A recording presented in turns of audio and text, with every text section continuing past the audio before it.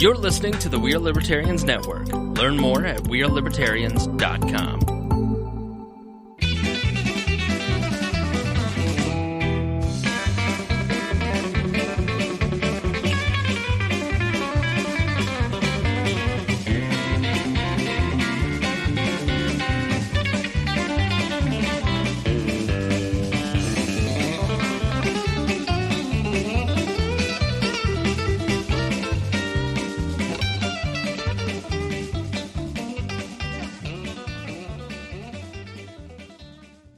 Welcome to the Boss Hog of Liberty podcast on the We Are Libertarians Network. I'm your host, Jeremiah Morrell. As always, I'm joined by our co-hosts, Dakota Davis and Clay Morgan. Welcome, everybody. Hello. Hey, hey. Our show is about our lives in rural Indiana. It's a show about folks who are interested in politics. We promise that our episodes are going to be a fun and easy listen. We interview people who are influencers, elected officials, political experts, and folks we just find interesting. So today our guest is Kevin Green, DJ to the stars in Henry County and Rush County, and the political reporter for the Newcastle. Is it the Newcastle or the Henry County Courier Times? Newcastle Courier Times. The Newcastle Courier Times. So welcome. You are a political expert for the area. So we're 27 episodes in. It's about damn time we have you on, right? Well, that might be a stretch, but I do what I can to keep the people informed. That's awesome. And you've been a friend of the Morrell family for a long time. Being in Rush County, my folks live down there in Arlington, and I think you guys caught up about a month or two ago at a big covered bridge dinner and met up down there. And so after that, we got it worked out. Yeah. Yeah, your dad, in fact, was the MC for the evening. And I don't know if you're familiar with it, but I'll share just a quickie. Sure. Rush County has, I think, 5 remaining covered bridges, all built by the Kennedy brothers. Once a year, as a fundraiser for the Rush County Children's Foundation, I believe, they haul a bunch of tables and chairs. It's a white linen, real silver and china catered dinner. Eat right on the bridge. They close down traffic. They shut down the road. They string the bridge with lights. They have an entertainer over playing a little acoustic guitar and have a few craft beers and some wine available in a silent auction. And it's tremendously successful and undescribably cool to be dining out in the middle of one of these old 120-year-old bridges. Yeah, that sounds awesome. It's a fun event. Cool. I didn't make it this year. I think I've made it 2 or 3 years. I made it the first couple. This was my first. Oh, was it really? I was really well, we just miss each other at this thing, you know? Yeah. So it's cool. You got a little park out kind of along the side. They can't, I think the alcohol laws, you can't have the alcohol served on the county road or in the bridge on county property, so they have a little bar set up in the field next to it, and then you can open carry your drink across back onto the bridge, and it's fine there. Yeah, there we go. Yeah, it's God bless Indiana. Absolutely. So, man, I'm excited to have Kevin here. Kevin covered me when I ran for the county council a couple years ago, and showed up at a handful of the park meetings that I was at, and we keep running across each other. Well, my beat primarily is city council, county commissioners, Board of Works, Parks Board, most of all the city governmental entities, and then Travis White and I split the county government beat somewhat just because there's not enough of me to go around. There's a lot of meetings to get to, right? There's a lot of meetings, and we certainly sat through a lot of hours of meetings.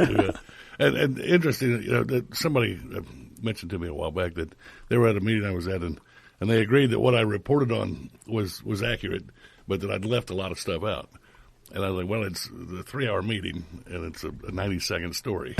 You can't keep everything everybody said about every subject in the story, or it's going to be a 3-hour read, and that's a small novel. It's not a newspaper. It's up to them if they want to come and get every nickel of it. They can come out with their recorder too. But for $1 a day, you give them the summary, and we do what we they can ask questions from there, right? Highlights, and we have to kind of make a judgment call. What is the most significant thing that happened? What's going to have the most impact on the citizens of the community? What do people actually want to hear about? Like with the large trash, like that's a big issue. That's a big deal. Here. Yeah, I used to be an editor down in Rushville, and I'd tell my especially new reporters, I don't want a minutes of the meeting approach. If I wanted the minutes of the meeting, I'd call the next day and get the minutes of the meeting. Yeah. I want what's the big deal? What was the big deal that took place? And maybe there's 2 or 3 big deals, and you can write 2 or 3 stories. And you got stories for a week, right? Yeah, but you don't want to, the fact that they voted to spend $49 to repair the photocopier, nobody really cares about that. So you don't need to put that in the story, Clay cares. If they spend $49,000 on a photocopier, that might make the story. But, the budget guy would probably care. But it doesn't have to come out in the paper. Every nickel counts. So they can That's right. they can catch it on the Boss Hog of Liberty, right? That's right. Yeah. We have a knack for breaking news around here nowadays. Yeah. We've been featured in the paper twice. Kevin, I'm getting criticized already for what I'm wearing. Michael Bell, son of Rex Bell out in California, giving me fashion advice. Says I should be wearing a V-neck shirt instead of my modest white shirt here. Well, you and Clay both in solids, and Dakota and I both in sort of a checks. picnic blanket kind of check That's thing. right. So Yeah. it's nice to break it up a little bit. Yeah. It's like a pattern. Everybody- We got like just- alternating. I just feel like everybody wants to see my chest hair, and I don't know how to take this. It's weird. I don't know. Somehow I suspect that's not it. I feel like that's what Michael Bell is looking for, and I'm uncomfortable by it, Michael. So just write that one down. I know California's changed him a lot, but he's still Rex Bell's son, and we have modesty in this country. I've seen Jeremiah in V-neck. Yeah. That is not for a modest location like this. No. That's poolside, Jer. Yeah. There you go. Man. So Dakota and I spent the weekend apart. We've, this show has also been chronicling the weekend happenings of my life and Dakota's life, and Clay never hangs out with us, so we never, You did one weekend. we very rarely get to hang out with Just Clay. a He's little bit. He's I'm off the being old father guy. of 5. I'm the old guy with kids, and So Jeremiah's just an old guy, no kids. oh my God. I'm the millennial. Picking on me. So the lovely Sarah Potter and I spent the weekend down in Starve Hollow. You ever been to Starve Hollow? I have not. It's a WPA project down by Seymour, the land of John Mellencamp. Right.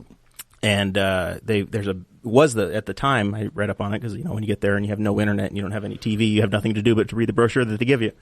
It was the largest man-made lake in the state of Indiana. It was built in the 30s, I think. oh, wow. And then it was a BPA project, so they've got all these pine trees and stuff. So it was like going out in the Black Hills. You got of South Dakota or Wyoming, where you got pines everywhere, and they're all 70 or 80 years old now. At this point. He's messaging us as Audrey and once I. a day, as I'm able to get a picture or something out on my phone. He's constantly sending pictures, and he's just like, "It's gorgeous out here." It was really nice. Yeah, But it there's so smells many good. pines. He kept saying that there's pines, all these pines, pines. It was, and I was laughing, but it was like I couldn't think of a response. Like, what do you can't say something funny about somebody talking about pine trees. Like, there's no joke in that. Like, I've got tons of jokes I could make. You just need to try harder. Dad jokes. No, you come back with the pine. You remember that's the low-hanging fruit. I get accused of that all the time. My daughter's like, it's such a dad joke. Kevin, do you remember the Pine Sol lady? There used to be Pine Sol commercials and stuff. You could have had all kinds of jokes there. You're just not old enough to know what the jokes are. No, I know. That's the power of Pine Sol, baby. Exactly. So anyway, Valonia was cool, and I enjoyed it. I was glad I went down there, even though it was like the absolute abyss for having internet connection or anything else. Couldn't send a tweet to save my life. Very disconnected. And then you were on fire to buy a camper. And then all year I've wanted to get a camper, and my parents had one growing up. My grandparents had one, and I've got the boat. But at some point, I'm gonna have to bite the bullet and go buy myself a little travel trailer. I've got the Tahoe for it, so I need a camper. Because I am too old to sleep in a tent. I'm not really into the tents. I think you're always too old to sleep in a tent. I don't think that there's an age where you stop. Like, it's just bad. Like, no one actually goes out to sleep in a tent and goes, "Man, I really enjoy sleeping on the ground." This is true. I bought mine. I think you're right. I bought my tent probably 3 years ago. It's been used 4 times. 3 times for the 4-H Junior League completion trip, and then Aaron Ewert used it last time. Yeah, he slept in the car, and his kids slept in the tent. So I don't think anybody over the age of 18 has slept in my tent in the 3 years I've owned it. Wow. So that's what tents are for. All this right in time for the Weinstein allegations or Weinstein. You're not very good with Jewish names, are you? I'm really not. But despite my Jewish heritage, I'm horrible with it. Davis is not a very Jewish name at all. Honest truth is, in Indiana, we don't have a lot of Jewish people, especially out here. Not a lot. No. I think there used to be a Jewish synagogue in Muncie, and they all left, so it's just empty. It's on the There south is side. a building in Dunreath that has a big Star David on the roof. Yep. I'm not quite sure He's why. he's a really old man. I grew up in Dunreath, Okay. and so he just sits out all day on his porch and he smokes a pipe. That's Used to sell rocks. sell rock. Is that the same guy? Maybe That same building. I've been driving through there for 30 years, and used to be big, different kind of like landscaping rocks that you might use in the garden or whatever. I don't think I remember that, but that's He's not very talking possible. about the slang term rocks. Yeah. Yeah. No, none of them are $10 or anything. Not a Connorsville rock. It's a different drive into Dunreath now from what you had 10 years ago, because we used to have the flyover bridge and you'd turn left and you'd go Yep, on. and that same guy had a sign out front that said overpass down. Right. Don't follow your GPS. GPS is wrong. I do know that picture. I do remember that one. He had that out for a Absolutely. long time. It faded. So, yeah. I kind of miss not being able to just drive right on Yeah, through. you skip right on over. Yeah, because now, especially if you're turning left there at 40, heading towards Knightstown, sometimes you can wait a few minutes. Yeah. Oh, yeah. We've been Pretty busy. oppressed. The state of Indiana should have spent that $8 million on that bridge. I would have had a bridge to sell rebar to, and we would have had, we would have saved 15 seconds a day. Our life would have been much better. Yeah, could have been so much better. Man, really. I'm going to blame Tom Saunders, really. And maybe, I don't know who the state senator would have been. Probably Bevgard. Probably Bevgard and Tom Saunders. They're both on the hook for that one. So Dakota and I spent the weekend apart. You were down at your summer home, being Yep, in Brookville. the upper middle class man you are, with your travel trailer, your camper down that way. Yep. What you had a big annual tradition, right? That was this past weekend was trick or treating, because You get that out of the way early. yeah, well, the campground closes, like closing weekend is Halloween weekend, so they always do it a couple weeks in advance, and They kick you out of your own home, well, they shut the water and the electric off, so pretty much, yeah. so you're done. Yeah, you're done at that point. I mean, you can still stay there, and I think that the clubhouse still has water in it, so you can take a shower up there. Like, who wants to do that? Like, You got to it bring still a generator. has no electricity. Like, but I mean, I guess I thought I was roughing it without we could 4G. really, yeah, we could rough it whenever we go hunting in a couple weeks. Yeah, I mean, we're gonna be right there. Let's just stay the night, we could talk about it. and we would have Offline. the entire campground to ourselves, offline. Perhaps I've got a battery, like a There we deep go. cycle marine battery. You're embarrassed. Of We could run lights. You're embarrassed of playing Minecraft with me. No, and now I'm you're not. embarrassed of going hunting. Is that what I'm getting? No, not that. Oh, that's It was not just you don't want me trying to. You've tried to Yeah, plan we don't stuff with want. me. Yeah, we don't. Do you want that. Do you really want to go down that Never path? mind. You're just going to Absolutely ruin not. all of the patrons that are listening. It'll be an entire hour of Jeremiah planning out by the minute. Yeah. Okay. We should have the fourth one killed by 5 o'clock, and then we can go. Yeah. That almost sounds accurate. Like he's already planning it. There's no stopping. So you have in the show notes that you dressed up as a pint of beer. Yeah, we went to for Meijer. Halloween. We went to Meijer to pick up some groceries, and we walked past the Halloween costume section, and I was gonna buy a T-shirt, because I didn't have a costume. I was just gonna buy a shirt that said "Trick or Drink," funny, whatever. And, Really trying hard there, buddy. yeah. And then I saw this costume, and it was a pint of beer, like a pint glass, like what I have here, and It's great for the podcast crowd. yeah, you put it on, and I was like, that is awesome. So I bought it. It was like $20. I'm like, doing it. It's good for years. Yep. So then I buy it, and we start handing out candy and everything, and it's a bunch of kids running up getting the candy, and this little kid jumps off the back of his parents' golf cart, and he's wearing a costume that is a slice of fried bacon.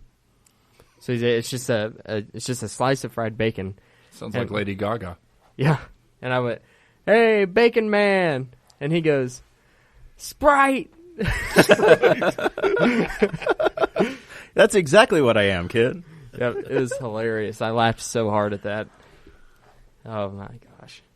Yeah, that was the trick or treating. Then we went up to the dance, and I had bought all kinds of drinks for the night. And I'd bought Aftershock, that's like a cinnamon menthol whiskey. A menthol whiskey. It's like you first take a drink of it, and it tastes like Fireball. But then it turns. But then and the it tastes like a aftertaste, bad cigarette. Well, then the aftertaste tastes like a mint. So that's why they call it Aftershock. I think it's actually not a whiskey; it's more of a liqueur. But then I bought some stuff called 99 Bananas, and it's a banana liqueur that is 99 proof. Yikes. So we had that up there, and I've Dakota's trying kind to of like the resident drinker. He's been You know what I drinking mean? legally for 7 months or 10 months at this point. What? 10 months. 10 months. That's some catching up to do. Yeah. I gotta start playing my cards early, so I know what I'm doing. That way you can wear your liver out by the time you're 34. Yeah, well, by that time they're gonna be growing them in labs. I can get one for probably $15 then. No big deal. Get one. It's shipped to you on Amazon and Yeah. put it in on the weekend. It just they come with a drone that like just sprays knockout gas in your face, cuts your back open, sticks it in. They send the old one back to be refurbished. So at your wedding reception Peak coming capitalism. You've given us some thought. No, he sounds like he's thought this through, doesn't he? Are you Wow. going to have us some of this this banana liqueur 99 at the wedding reception?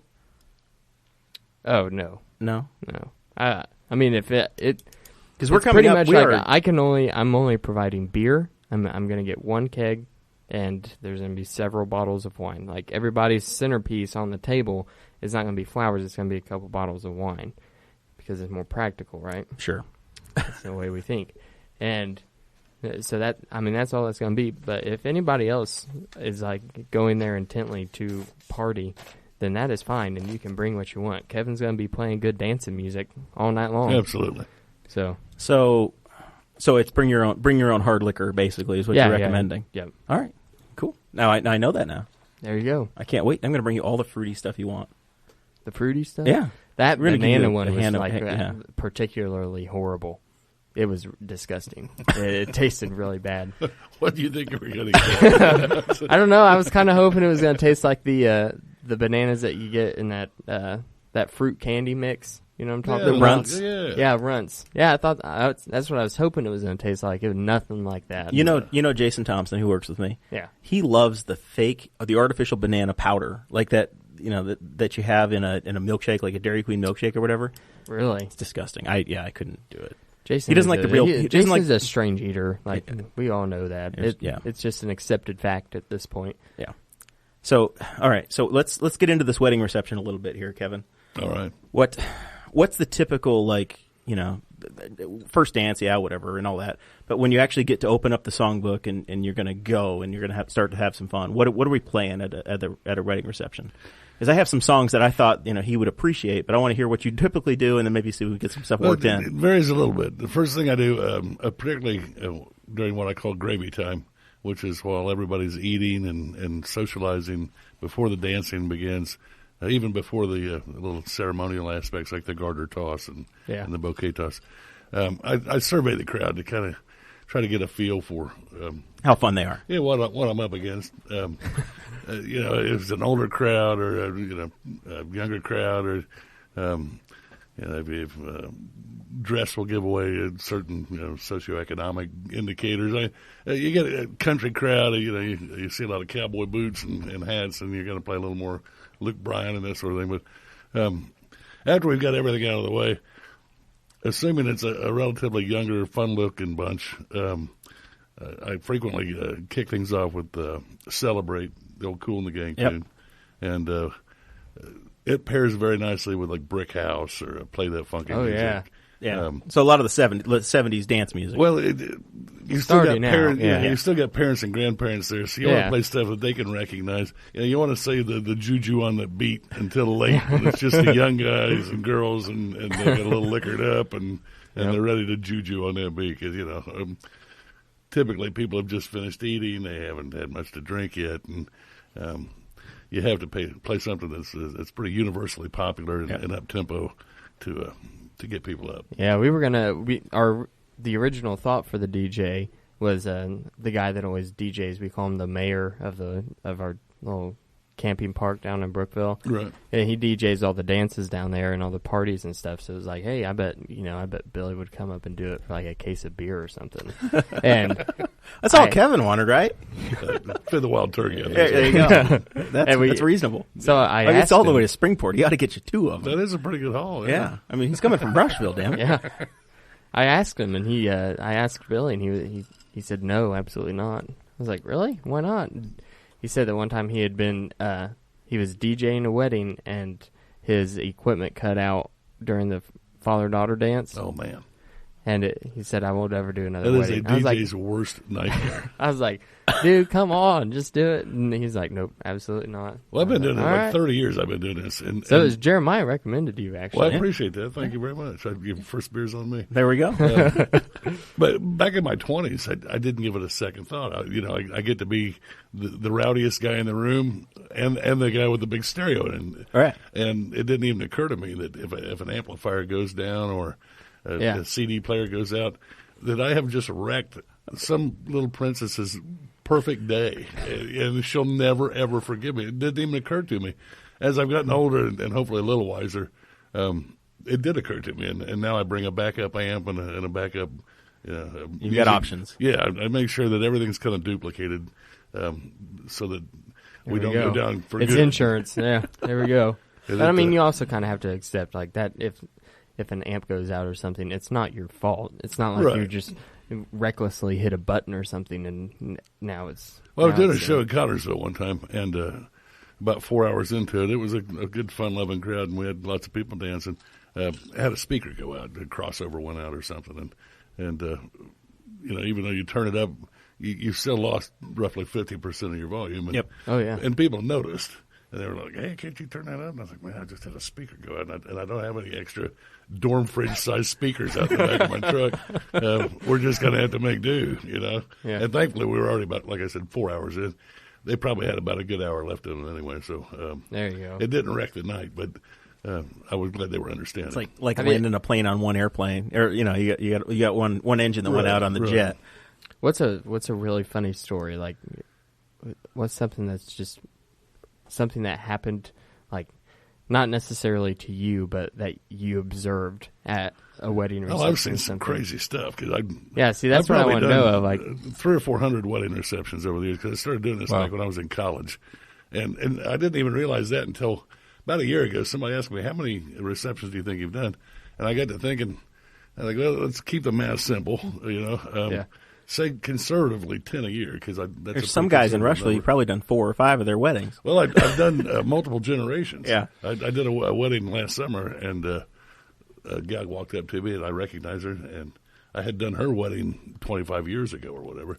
And she goes, that's my daughter that got married. And I was like, no way. And she's like, hey, you're a second-generation DJ. And I think that's the first time that's happened. But I also do a lot of dances at the Boys and Girls Club and at the elementary level. And I've been doing those long enough that I can't tell you how many times, especially the bride comes up. She's like, "Oh my God, you used to DJ the Boys and Girls Club dances, and I knew back then that you were going to be my DJ when I got married." And that's very flattering. I mean, that really is That's very awesome. flattering. But as far as crazy things, barn weddings have become all the rage here the last summer or two, and just 2 or 3 weekends ago, let's say within the past couple months, because I don't want to narrow it down too much. I arrived to set up, and they've got me in this little space that's about 2 phone booths size. You remember phone booths. They're not very big. It's like a very small stand-up shower. And there's like about that much space. And it's on this little platform that can't be more than about 18 inches oh my gosh. off the floor. And it's a built-in feature of the barn, like maybe where you'd throw a bale of hay or something to cut it open or something. And like, will this be big enough for you? I was like, where am I going to sit? It's like my gear's on the floor almost, I'm like, where am I going to sit? It's like, well, right back there. And I'm like, well, if I'm sitting in a chair, it's going to be like I'm tying my shoes all night. So they brought me a pillow, and I sat on the floor, basically the floor of this barn. You sat on the floor on a pillow. All night long, I kept thinking, this is like scenes from a Japanese restaurant that you see in movies where they're all sitting take at your shoes off, those yeah. little tiny tables. And so that was kind of kooky. You're staring up at all the people dancing. And then 4 or 5 years back, I did a show down in Napoleon, Indiana, down in southern Decatur County. I've been to Napoleon. They've got the damn theater there, don't they? I believe that is correct. Yeah. But this was more of your, let's just say, Leonard Skinner, Hank Williams Jr. kind of crowd. Mm-hmm. A lot of good old rockin' Southern rebel types. And it went fairly well. They frowned on any kind of dance music, anything with a kind of an urban flair. It was all about Southern Did they rock. have on white hoods? Well, no, not quite that far. Not that Southern. But not quite that far. But Stars and Bars. A Stars and Bars crowd. But the show went fairly well. You know, I mean, they danced to the rock stuff, and some crowds won't dance to rock and roll. They want to dance stuff. But it went fairly well, and I thanked them all. And it takes me about a half an hour to disconnect everything and wrap up cables and pack everything away and get it ready to move out to my truck. And the bride came rushing in through the door. The place had fairly well cleared out. And she's in tears. She's, oh, my God, you're not going out there, are you? And I was like, well, I was going to. I need to load my gear up. And they're all fighting out there. I wouldn't go out there if I was you. It's going to be trouble. And I'm like, well, I'm a pretty good-sized fella and haven't had a drop to drink. They were all imbibing generously. I said, for their sake, it's probably a good idea if they just give me a clear path and let me load my truck. And I walked out, and it was like something from a bad movie. Out in this gravel parking lot, there must have been 20 people involved in a big melee. I mean, oh my gosh. There were punches being thrown and people getting yanked around by their jackets, and I'd never seen anything quite like it in my life. And I just loaded my truck as quickly as I could as they continued their little battle royale. And Royale. as I pulled away, I honked the horn a couple times, and thanks a lot. Hope the check clears. What else can you do? Yeah. And thankfully, nobody approached me to try to detain me or anything because I don't. Oh, man. So you not only do the DJ stuff, but you also said that you did some radio at some point as well, right? My first full-time job out of college, Go Ball State, was Sure.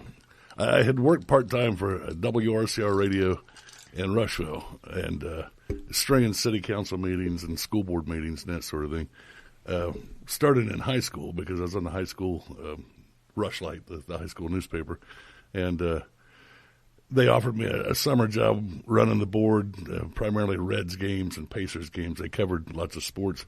And I basically sat there all night and listened for somebody to say, we'll be back right after this word from our Senate commercial. And most of the night you're just trying to stay awake. But long story short was after I got out of Ball State, I'm looking for a job. And they offered me a full-time job at WRCR. And it took about 3 months before they moved me to the news shift because I studied journalism while in school. And I did that for about 10, 11 years. Oh, really? Okay. And actually, the publisher for the Rushville, Greensburg, and Batesville newspapers called me about DJing their Christmas party. And while we were talking about that and finalizing the deal, he said, hey, why don't you come to work for me? And I was like, I don't know, what do you pay? And he shot me a figure, which was about $5,000 more than I was making. I said, well, you've got my interest, but you probably have to do a little better than that. He didn't know what I was making. Right. He said, well, let's do lunch Monday. And I talked him out to $8,000 more than I was making. There you go. And then in all fairness, I went into my boss at the radio station. I said, hey, Louis, I got an unsolicited job offer, $8,000 more a year than I'm making now. If you can match that or even show me a little love, I'll stay because I like doing what I was doing. And how many people can say that about their job? He said, boy, I don't see that happening. Things are pretty tight right now. He said, I could probably go maybe 1,000. And I said, on the year? I was like, don't knock yourself out. He said, no, that's probably the best I could do. And I said, well, I'm going to have to take the job. And he said, I don't blame you. Good luck to you. And I ran into him about 3 months later. This was almost a little heartbreaking, actually, because I'd been there for 10 or 11 years at that point. Yeah. And I ran into him downtown Rushville. Not a very small area. You run into everybody. 6,000 people in the town, yeah. But I said, hey, Louis, how you doing? He goes, oh, I'm good. How are you? And I said, I'm fine. He said, how's the radio biz? He goes, yeah, nothing changes but the voices. I was like, yeah, that's sad but true. It's kind of ominous. Thanks for saying we miss you. That was we've replaced you, Mr. Cog in the wheel. You're right. I'm not sure I've heard something more tongue-in-cheek in my life than that. That was like, yeah. And he could have been more serious because he'd been at it for his entire life. I mean, he was probably pushing 70 at that point and had been in the business 50 or 60 years, it seemed like, and nothing changes but the voices. FM was the big deal for him. Oh, yeah. Yeah, getting FM. Yeah. We're in stereo. That's an interesting job. I went down to the Moscow, Indiana, down in southwestern Rush County. Home of one of those 5 covered bridges. Actually, I believe it's a double arch bridge that I believe is the longest covered bridge in the state. Yep.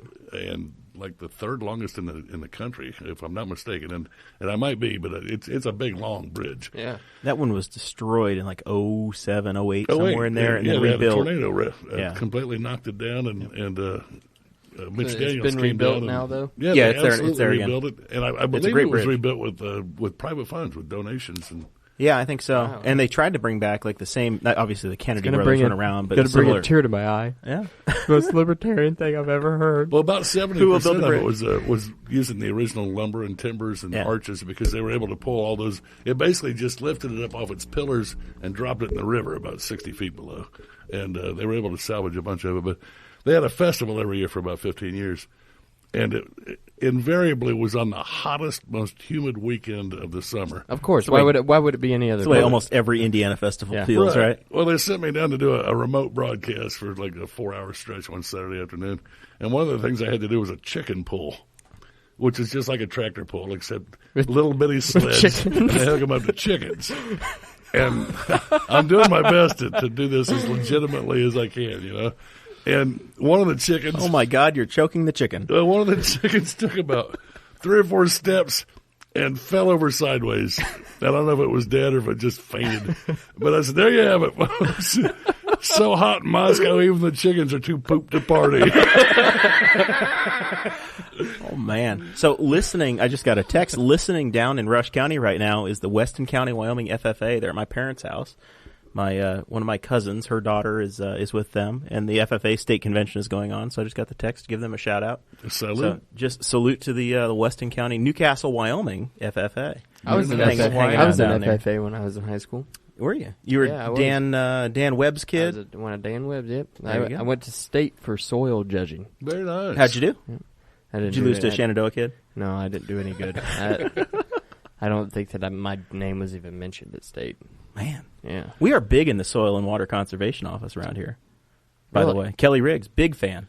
Is that There we right? go. Yeah, She's nice people. Well, there's a Yeah. shout out. yeah. See, we take care of our A people. libertarian podcast giving a shout out to the government. That That doesn't happen very often. we are the #1 tractor podcast in all of Indiana. We really There's are. no doubt about it. Thanks to Cade Coger for sure. Cade Coger, Josh Norris, yeah. L&K Produce. Matt Chapman's in his tractor listening right now somewhere. Yep. You know, I Friday or to, Saturday. It's harvest time, man. I'm scared to death. Our ratings are going to go to nothing, Kevin, when they get all the crops out. Oh, yeah. Nobody's mowing their grass and nobody's taking down beans. We're going to be down to nothing. may be Yeah, done. you would be It may- scared of that. It may be over. This I'm may not all scared come of crashing that. down. We're going to be stronger than ever. Cade's going to be playing this over the speakers in his little meat shop there at L&K since they're going to be open all year this year. He's just going to have it blaring all day long on a loop. There we go. Our voices. In the meat shop. Which means it's very important to periodically go, this is the Boss Hog of Liberty with Jeremiah Morrell and Dakota Davis is what you're listening to. I mean, There you you got go. to keep And those who plugs else? in. So, And who else?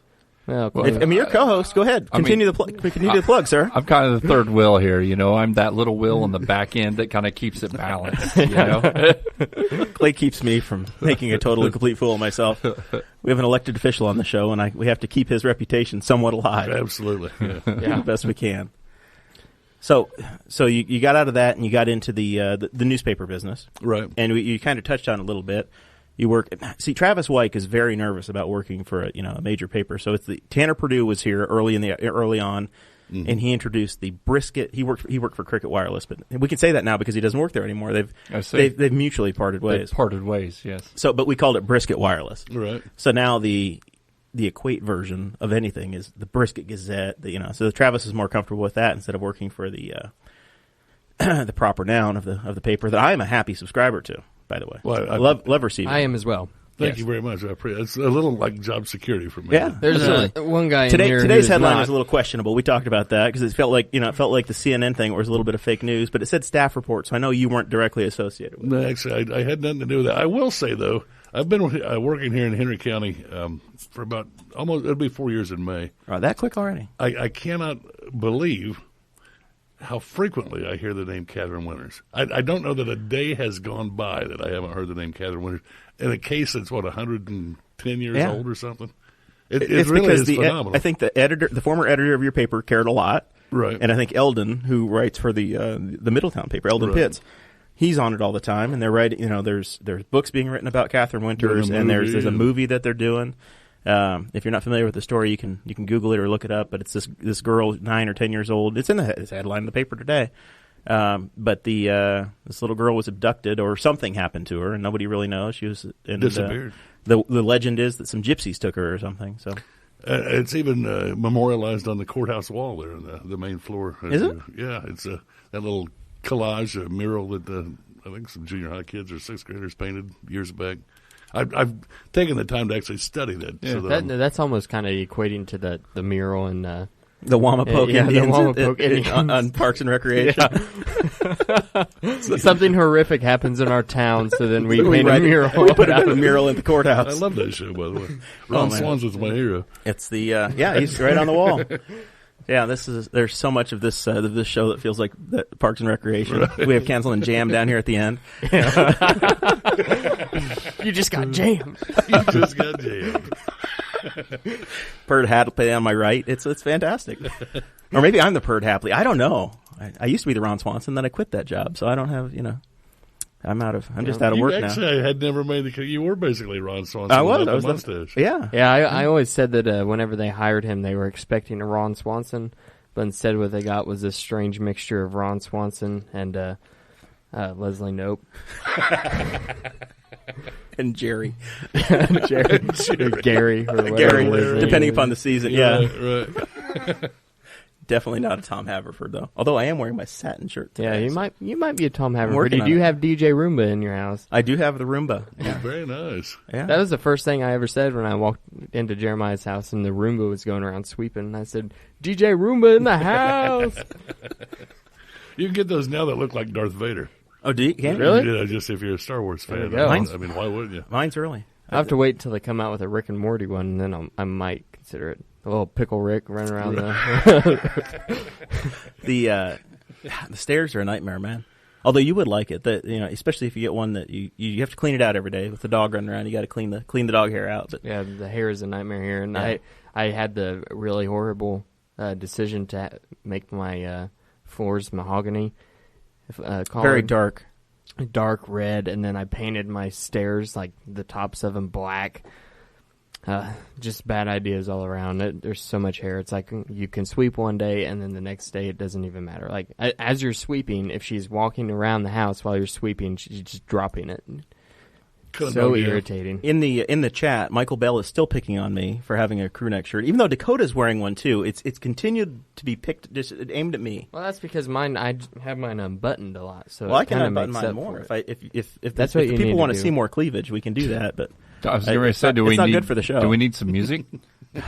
Kevin, we can give Kevin the aux cord and see what happens. There's already a show like that on the Wall Network. It's called Miranda's World. I don't know. It's yeah. That one cost you $1. Yeah, and you've got to go to the west side. Oh man, only $1? Well, I mean, there's probably a cover Miranda charge. looks classier than that. Well, I mean, you better tip somehow. That's all I'm saying. So I'm told. So Kevin, let's get back to your DJ career. Okay. Or your music Quickly. Please.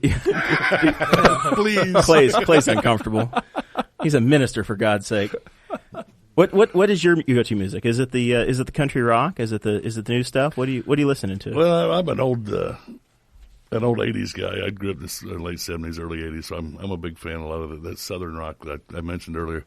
But I'm also sick to death of hearing a lot of it. I mean, how many times can you hear Freebird before you just want to jump off a bridge or something? You're as tired of playing it as they are. No disrespect to Freebird fans, please. But I'm a few years back, somebody turned me on to a band called the Steel Drivers, which at the time Rushville. Chris Stapleton was. They played. Yeah, they played the Rushville amphitheater down there. Yeah. It's a bluegrass inspired. It's not traditional bluegrass. A friend of mine who is in a traditional bluegrass band calls it crabgrass. Crabgrass. Because it's not the traditional. Remember those dad jokes that we were talking about earlier? Right. I call it newgrass because it's not bluegrass, but it's string band music. Yeah. A lot of kind of non-mainstream stuff. The Drive-By Truckers is something I've been listening to a lot here lately. As far as DJing, I stay busy enough that what I do is I set a tablet out and I have people write down their request. And if it's something I don't have, thanks to modern technology, I can pull it up on my phone. You play it off jack YouTube in and good to go. Or just go to iTunes and download it. Yep. And then I've got it as part of my permanent library. Because back in the old days, you didn't really know what people wanted to hear. And you go down to a Danners. You remember Danners? I have no idea what you're talking about. No idea. You remember Danners? Man, I am old. I'm not from here originally. Well, it was a family-owned, sort of a Walmart or a big okay. house, but it was a family-owned kind of a regional Kind of store. like Walsworth and Woolsworth. yeah, Woolsworth and Oh Brother Where Art Thou? Yeah. Although that was And a national stay chain out at of the time. Walsworth. But you go in and they'd have a display of like the top 45s, this week's top 40. Right.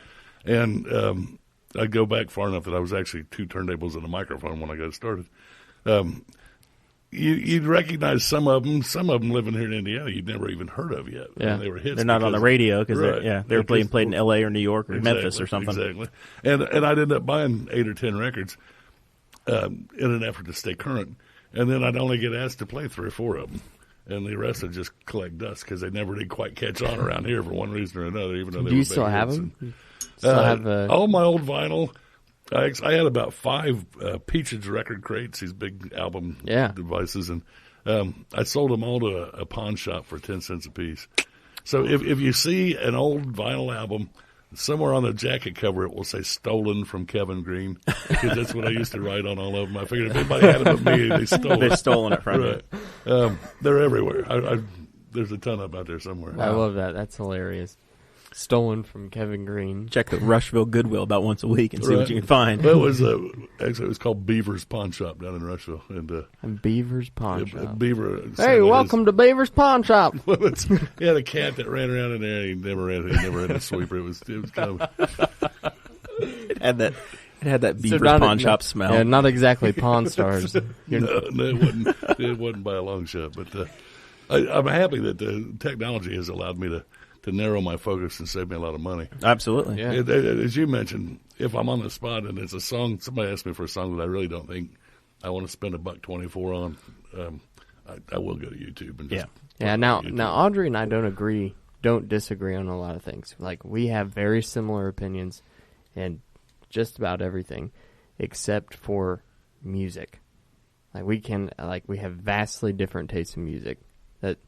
Because I listen to classic rock a lot. I'm into metal music, just alternative things, Irish, whatever. She is more into modern, like whatever they play on 99.5.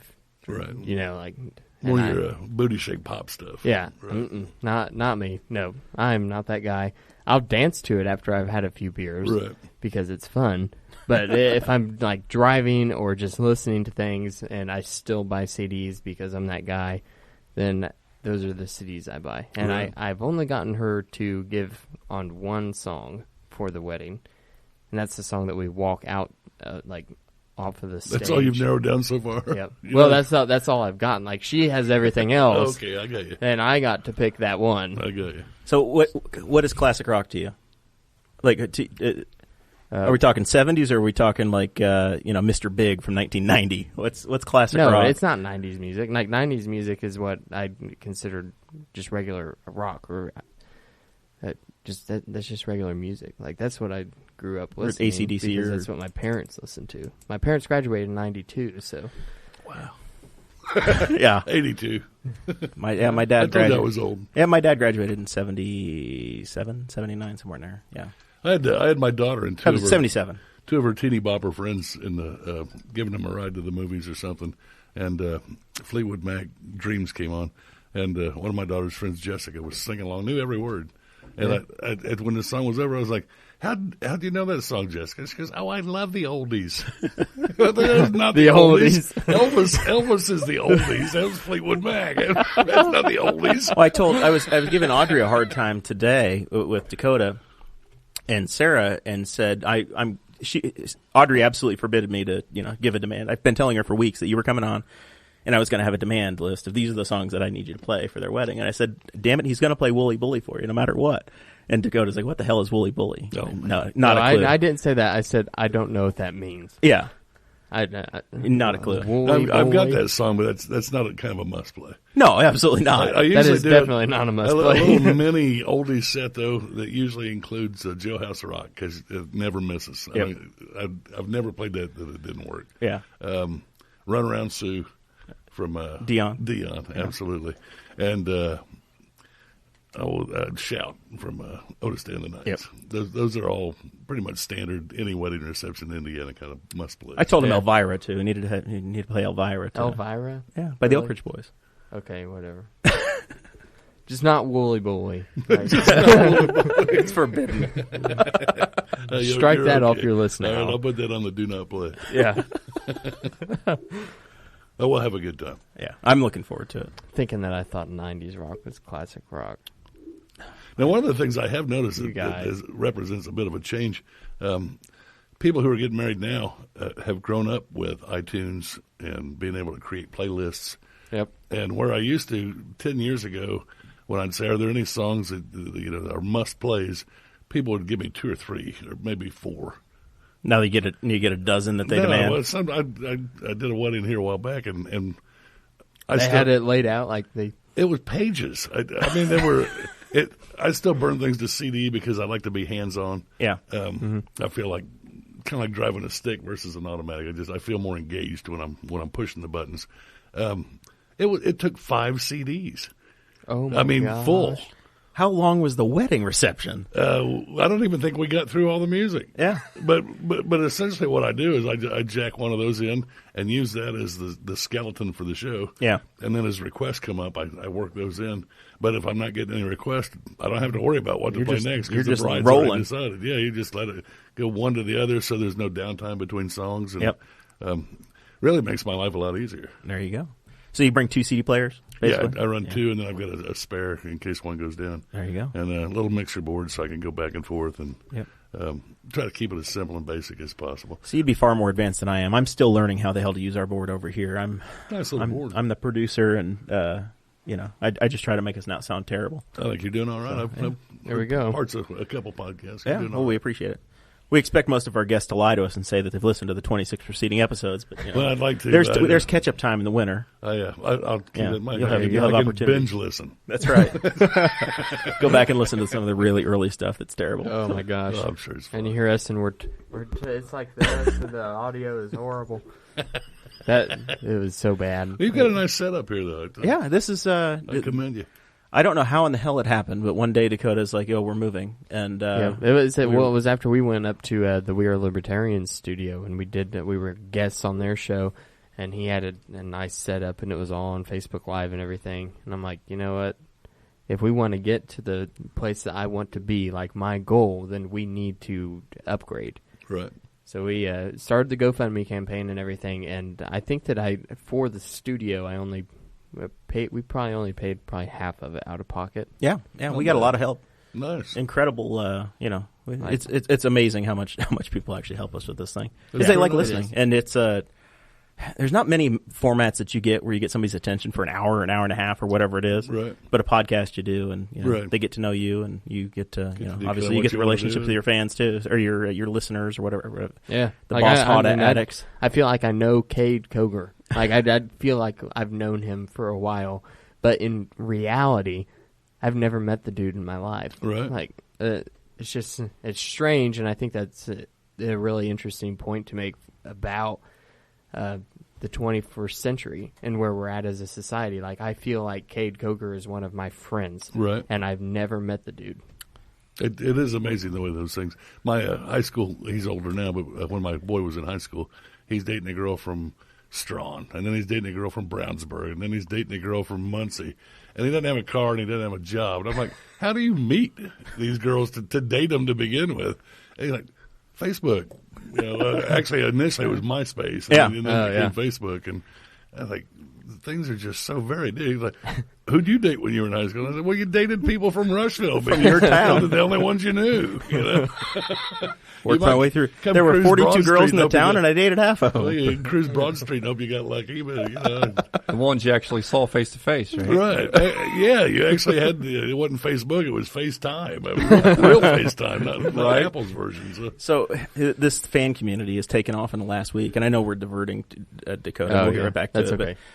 But Tanner Perdew, This is so worth it. we suspended him from the show. All right. Okay, he had an incident. He's been suspended for 6 years, and he's protesting. And he said he was going to draw a picture of me every single day until he was reinstated. And he created a Facebook group for it. Right. I don't know this guy named Ross Ticknauer. I'm a big fan of him now. Oh my he's gosh, from Wisconsin. They're so good. Kevin, These pictures. There's about 30 people in this group. It's called Drawing Jeremiah Morrell Every Day. That's pretty good. And they took my profile picture, which is the nice headshot that I had done. Dakota and I had headshots done by another We Are Libertarian supporter, Ben DeJong. He came down from Michigan, did headshots for us, and I've got this really nice, well-lit picture. And Ross has taken this thing and has turned it into me as Walter on Market Zero. Was that Strike Ross? I feel like it was somebody different. No. He drew this one, but it's God. Do you know the movie? It's a famous. It's John Goodman. Oh, you're talking about the Big Lebowski. Yes, it's Big Lebowski. Yes, Walter. Yes, Yeah. Walter, the Big Lebowski. Yeah, so that's what that John is. Goodman's character. Yeah, and then there's the meme guy or whatever with the glasses. Deal with it. Deal with it. Yeah. Right. There's me with what I assume are pockets, Kevin. I don't know Let's hope those what are what that is. It's a very impressive. There's me playing peekaboo.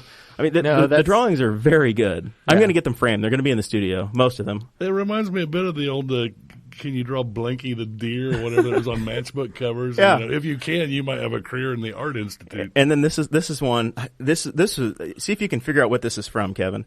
It's a picture of me with these circular glasses, and it says, I've already got it figured "Is out. you or is you not my constituency?" That's straight from Mo Brother Art. That's exactly right. Yeah, my favorite movie. Oh, is it really? Absolutely. that's Another Coen definitely Brothers one of movie. my So yeah, favorite movies, too. both of those are Coen, right? Right. Big Lebowski, Right. and yeah. Man, I'm sorry. I Is struggled you with or that. is you not my constituents? So, A lot Yeah. of great bluegrass and Appalachian style music in that movie. yeah, oh yeah, absolutely. Yeah, really. There's only one picture Tanner actually drew, and I look like some sort of an ogre. So, if you guys are listening, find that group, and you can draw a picture of me if you want to, or Clay, or And what's Dakota. it called? Drawing a picture of Jeremiah Morrell every day. And I'm going to look it up. Drawing Jeremiah Morrell every day until he lifts my BHOL suspension. There are 26 members. That's very nice. So I'm not much of an artist, but I think There I'll have give been it a shot. there have been people that have like actually requested to join this group, and to me that is the funniest thing that could have happened. Your claim to fame. every day I look at this thing and just go, I always hope Gary Varvel will draw me someday for something. You know, No, the other day he says it's getting a little carried away. yeah, Some of those were really good, though. You have to give him credit. yeah. I'm impressed. Chris Spangle drew one. It was terrible. Yeah, He that gave was me really 5 bad. chins. I don't know why he doesn't like me that much. Yeah, and somebody even pointed that out. They said the extra chin seems kind of mean. Seems a little too mean. Working on that, man. I'm trying to shrink down. I don't know. So, all right. My girlfriend's got me eating a lot of rabbit food and stuff that looks like you'd squirt Roundup on it. Yeah. Your food's food. Yeah. Growing up in Indiana, salad's basically iceberg lettuce with, Right. with some maybe croutons and cheese or something. And Yeah. none of this stuff looks like iceberg lettuce. It's dark. Are you eating kale and spinach and Yeah, and some of it's kind of purple looking, and I don't know what it is, but it's not It iceberg sounds lettuce. horrible. Yeah. I told him at the office the other day, this healthy eating's going to kill me. Yeah, I haven't had. Sarah and I changed it up to the South Beach thing at the end of August, I guess. So I haven't had a donut or a piece of bread or sugar or potato since Is like that one of 1st the low-carb September. things? Yeah, Right. yeah. Still So- doing it. Oh yeah, I'm wearing shirts. This shirt Are here you is still that I've doing had for about keto? 5 years. Nope. Yeah. Yeah, Me this is either. just me now, Clay. Wow. This is it. So I'm still drinking the vodka and club soda with lime. Still on it. I'm I'm stubborn. Have like 2 liters of club soda and a bunch of vodka. which I don't drink either of those. He's just got it partitioned off for me. Oh, All right. Dave, I'm actually got water. I don't There know you what I go. was thinking. Oh, yeah, you're Well, welcome. I've got to yeah. drive back to Rushville. I Yeah. sent you that picture. I mean, I got some Milwaukee's Best down there. I got a Little King's, a Mickey's Fine Malt Liquor. Since we've added the cameras, everybody's nervous about drinking on camera. They're like, they're That just wouldn't bother me. some guests have been nervous about the few. appearances. More Dakota's so the drinking elected a craft officials. beer of some kind. Yeah, Dakota, you got three. Was it 3 Floyds or something, Dakota? No, I can tell by tonight the color. I'm drinking Flying Monkeys Smash Bomb Atomic IPA. Right on. It says, man-made, madness crafted, barely under control. It's actually really good on the international bitterness units. The scale. IBUs. Yeah, it's a 72. It's quite bitter, but I really like IPAs.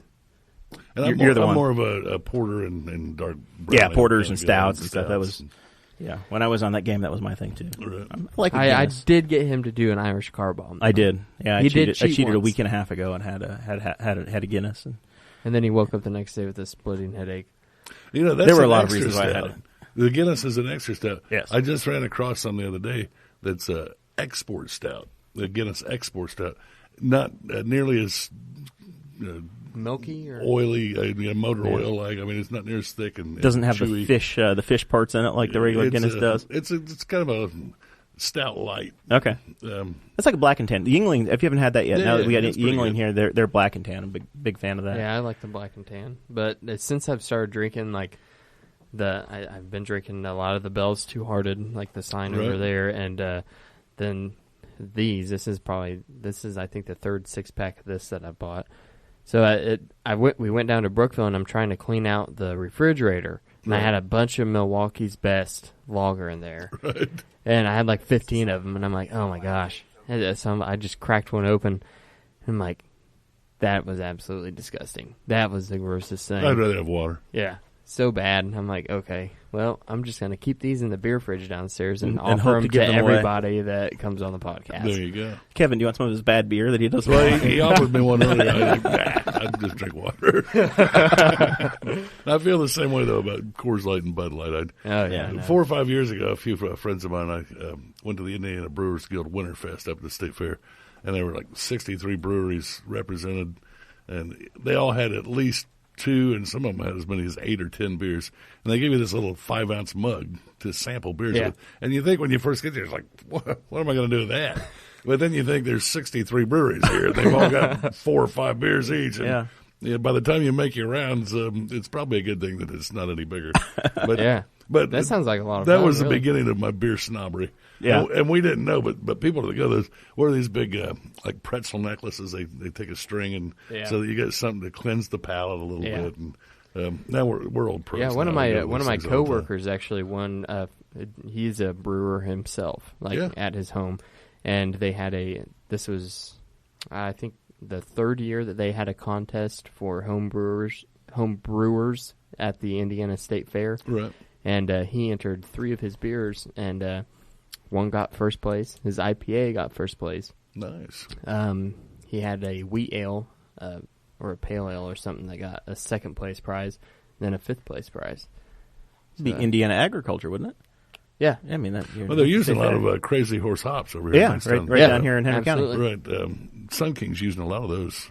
In fact, I think they told I talked to the young Hammer fellow who Ryan Hammer, yeah. Right. One day he's on my list. He's on the hit list at some point. We're going to try to get him Well, on here. he mentioned when he first got started, he approached Sun King to see if they were interested, and Sun King told him, "We'll buy all the local hops that you can get us." Whatever you can get us. Right. So it's any other. I think they do a hop wet and sticky that you can only buy at Sun King Brewery there at 10th and College.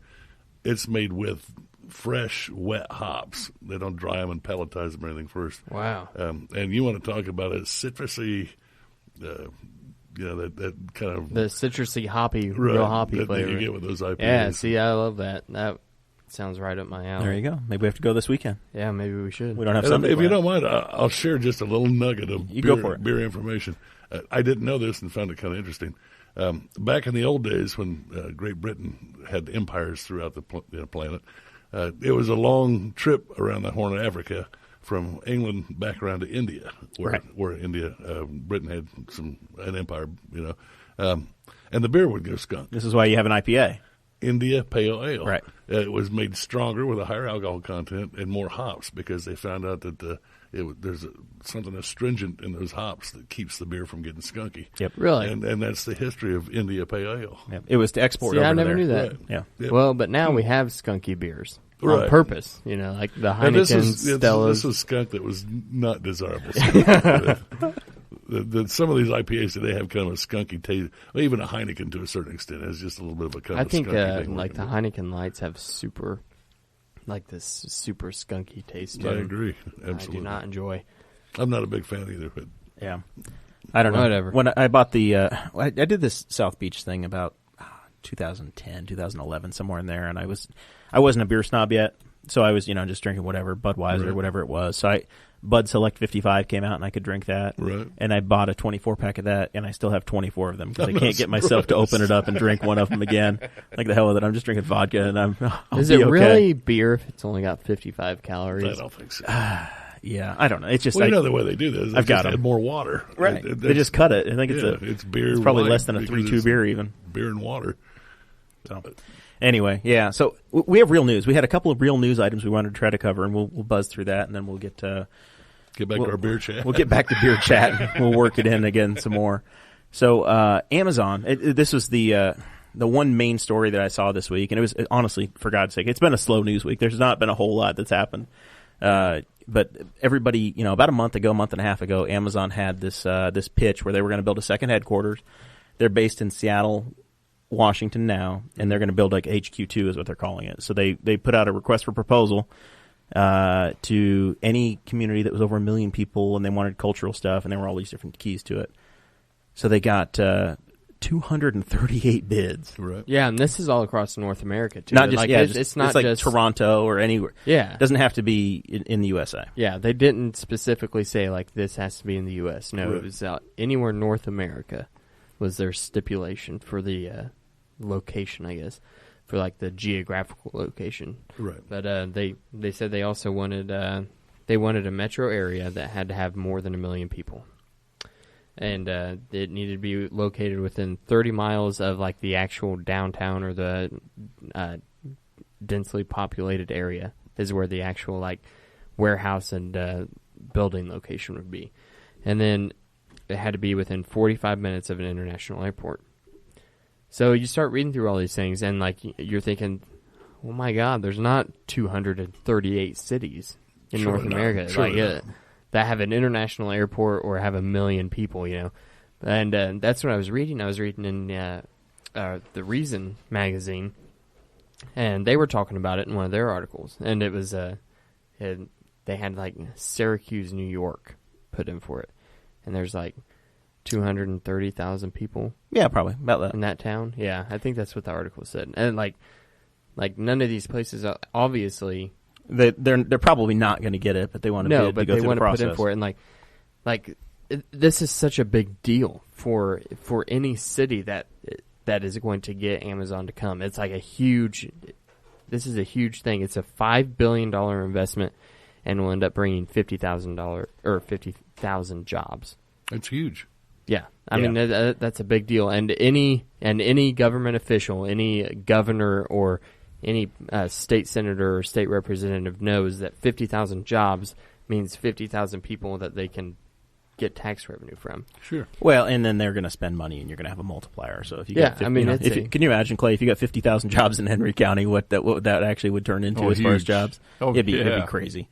It would be Yeah. it'd be 300,000 jobs that would churn out of it, or 150,000 or whatever. Well, that was the big thing. Does that Indianapolis applied for it?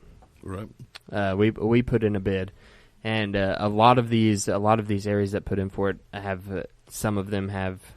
I mean, they're throwing money at it. They're creating advertisements for themselves.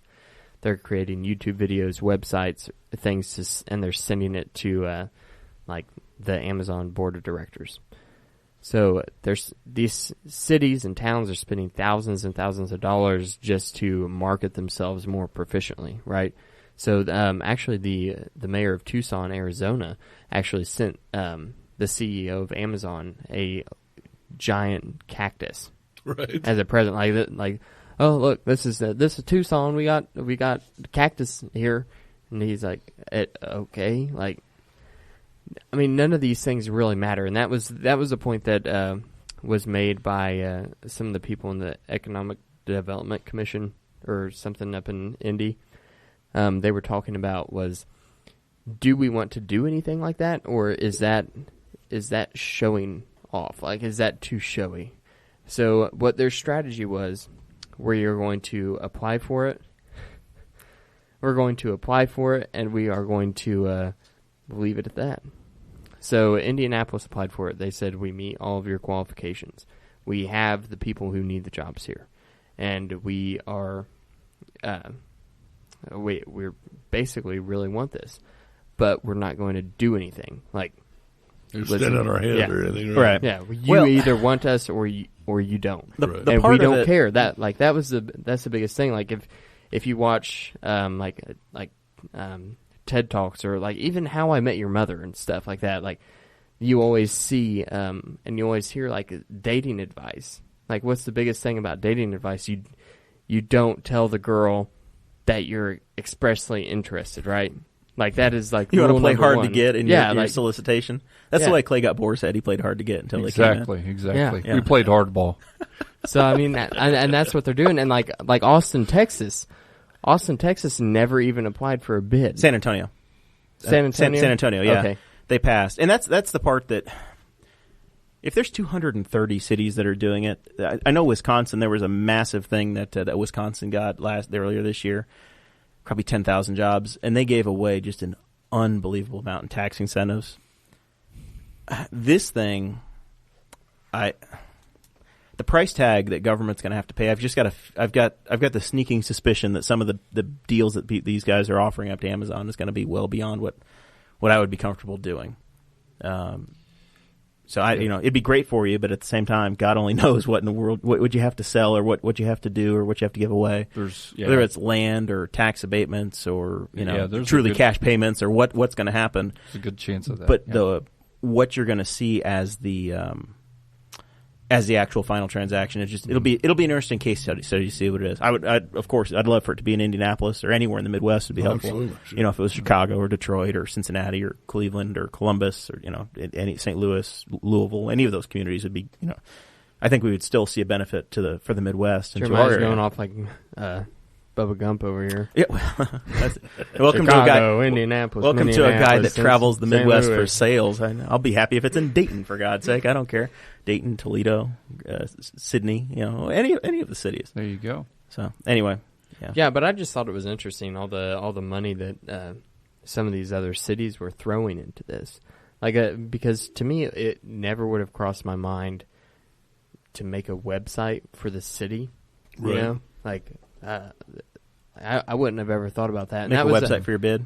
Yeah, and that was one of the things that was brought up, what you were saying in the Indianapolis Star, because that's where I got a lot of this info from, was from the Indy Star, and they were talking, there's 238 cities. If your plan really is to sit back and do nothing, then are you just going to get lost in the paperwork shuffle? There's that possibility.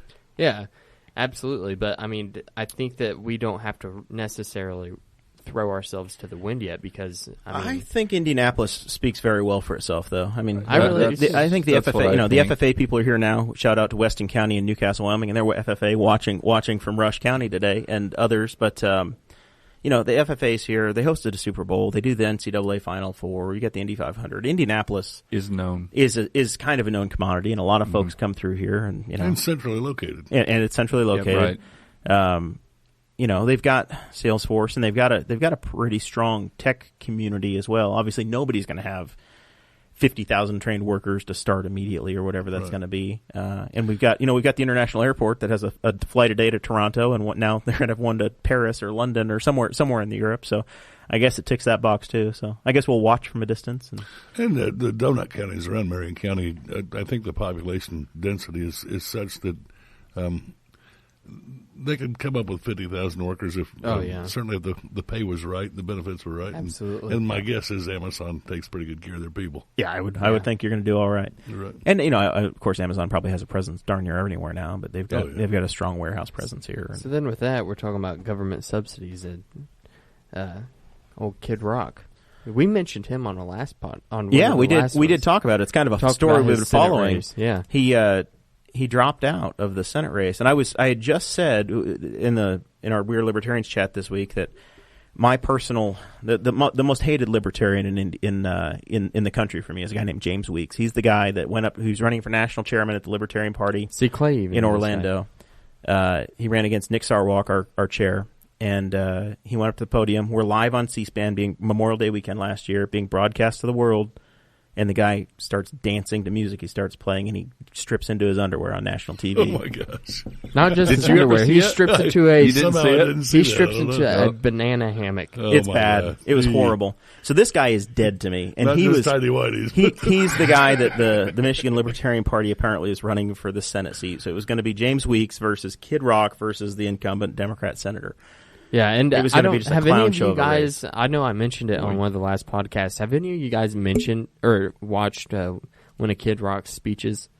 Because he'd been traveling around and playing shows. I think it's just up in Michigan. It was just all local band shows because he wasn't touring or anything. But he was giving speeches. Like they would bring out a podium onto the stage and he would give a speech, and it wasn't like it all rhymed, like he had pre-written it. Right. So he would go along with this rhyme scheme, like, he was a rapper. Yeah. And he'd be like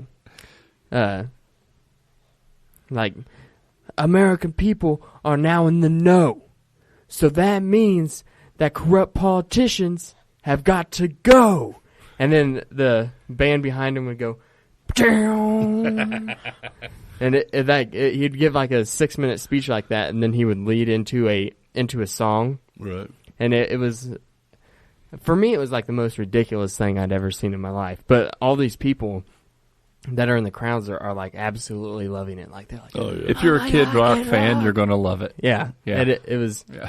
But I'm sitting here like it's hilarious to me watching it. And then he comes out this week and he's like, in an interview, and they start asking him about his possible Senate race, and he's like, no, he's like, F no, like, I'm not doing that. And I'm like, what the heck? You've been given like these speeches talking about how you're going to run, and he's been selling bumper stickers, he's been selling T-shirts, he's been fundraising on his website. The article I read about it, he basically told his guys, there's no way I'm doing this, but let's run with it. Let's have fun with it. Right. Let's see. Let's take it so far. He already had a tour planned for next year. Like it was obvious that it wasn't going to happen, but at the same time, like I'm thinking, he's like, this guy's really doing it. Like we're going to have. I had wondered.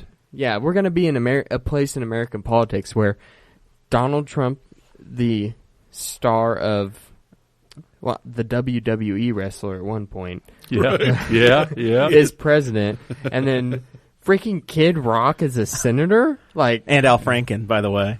Yeah. I mean, well, of course, well spoken. To Dakota, Al Franken's always been a senator. He doesn't know that he has a history on SNL. Jesse Ventura and Arnold Schwarzenegger kind of led the way. Yeah. Yeah.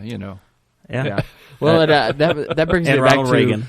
That brings me back to another point. That was during the 2016 election when I can't think of that dude's name now. That he's the older guy, got the beard, and he wears the boot hat. Do you know who I'm talking about? Yeah, I can picture him right now. Yeah, there's a famous picture of Rex Bell with him. I don't know his name now. No, but there was an interview with him, and he was and they were talking about. Well, you kind of introduced. Somebody will answer it for us in the chat. Yeah, and they started talking to him, and if you don't know who I'm talking about, then he's an older guy with a great Vermin Supreme. Yeah, Vermin Supreme. That's right. He's got the great big gray beard, and he wears a rain boot on top of his head as a hat, and he runs for the presidency every 4 years. Runs for That's about as often as you can do it, I think. Yeah. Every 4 years, he runs for presidential election as an independent, and he promises free ponies, and Free Ponies and I think he was going to something fight else. some sort of a fictional character. Yeah, too. he's just ridiculous. Like, that's his whole point. And that kind of is how it began. Like, I'm going to prove to people how ridiculous politics is. Like, Right. And somebody interviewed him, and they were talking to him like, "Do you think that you've introduced ridiculousness in politics?" And he said, "Yeah, I really think that because of me, I really paved the way for somebody like Donald Trump to become president, because I introduced this ridiculousness into American politics, and now he is just following in my steps. But somehow he's gotten a lot farther than I have." It's hilarious. Deeper pockets. Yeah. I'm sure that's what it is. Vermin just lacked the funding. Yeah. That and Mike Pence chose to run as his running mate instead of Vermin, so it was That probably put him tipped over the top. That probably did tip the scale. Well, I'm So sure did you that work totally off track? Did you work with the vice president at the Rushville radio station at the time? It's funny you should ask. Mike Pence and I've known Mike. I don't know if he remembers me or not. He probably does. In fact, I'm sure he does. Whether he'd admit it or not, maybe a different story. But since the very first time he ran against Phil Sharp. For Yeah, Congress, in the late 80s. Right. And the folks who own the radio station down in Rushville were about as dyed-in-the-wool, flag-waving, card-carrying Republican as you can possibly get. And they embraced Mike's candidacy and brought him in, and prior to his Network Indiana Mike Pence show, he did a weekly show on WRCR radio out of Rushville called This Week in Washington or Washington This Week, something to that effect. Oh. And he and Sharon Dysinger, who was the wife of the station owner, spent an hour or 90 minutes. He'd basically bring in newspaper articles that he'd clipped and made little notes in the margins, and it was news and commentary featuring Mike and Sharon. That's a lot like this show, Kevin. Well, yeah, Very not much so. terribly dissimilar. maybe I'll be vice president one day. Well, you never know. Well, Mike Pence wouldn't drink on camera. Well, you know what? I'm sure of that. Yeah, I'll just run as Vermin Supreme's running mate.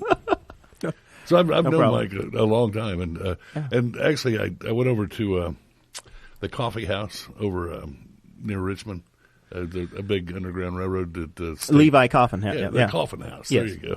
And he showed up, and as it happened, he happened to pull up very close to where I was standing, and as he got out, I said, "Mike Pence." He looked at me and goes, "Mr. Green." So he does remember me. There you go. For Mr. what that's worth. Green. I know, right? I thought that was my dad's name. Oh man. Well, so the My guy. claim to fame. That's, But I there knew, you go. I knew Mike One of the back things I when. want to talk about, though, with Kid Rock, could he have? Do you guys think he stood a chance in this race? Given today's political climate, I think almost anything's possible. Yeah, I mean, I'm sitting here thinking about it as I'm writing these show notes today, and I'm thinking, there none of the real libertarians up there are going to vote for James Weeks. Obviously, I tried to talk Christy Avery into moving up there and establish residency in Coldwater, and she refused. So good luck, libertarians in Michigan. I can't help you. No, none of them are going to vote for him, so he's probably going to get a lot of those votes, right? And then he could absolutely fund a campaign. Like, Oh, sure. he could absolutely do it. And, he's just watching these videos of the speeches, like he had the momentum to where if he had dropped the corniness, of the rhymes and the music playing in the background. And maybe stop making ponchos out of the American flag. Yeah, They'd yeah, probably doing notice that, that, and he's dropping the F-bomb in his speeches and stuff. But if he had dropped that, then I really think that he could have carried a lot of momentum. It could have been And very Trump carried possible. Michigan as a Yeah. Republican. I was going to say, I don't know exactly what the political climate in Michigan is, but when you look at how many people in Indiana, regardless of who's on the ballot, vote straight ticket. Yeah. Especially on the Republican side. Yep. Oh, yeah.